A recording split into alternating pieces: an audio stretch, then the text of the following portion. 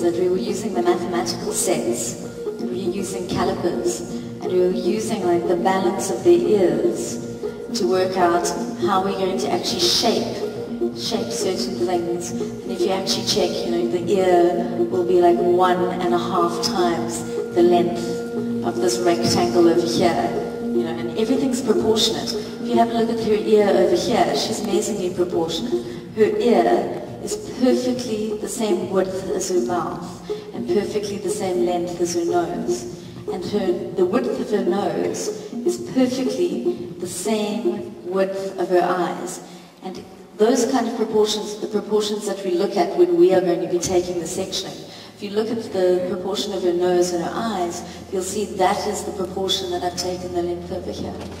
And the reason that I do that, this is something that I call aesthetic hairdressing, is that if we're using the proportions of our models, and we're using their proportions, not the proportions of like, you know, using the type that, you know, the width of your comb, or using, you know, the width of your scissors and all that. If we go and we use the proportion of our models to create these specific shapes, it will always be something beautiful because it's individually, you know, set out to that particular person. And it'll always be something beautiful.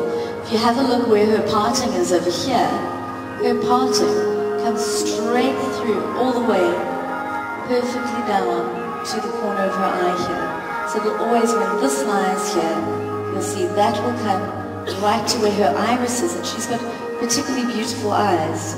It'll always bring out the color of her eyes. Maybe Candice, let me translate this. I will not remember. Sorry. Já to zde přeložím všechno.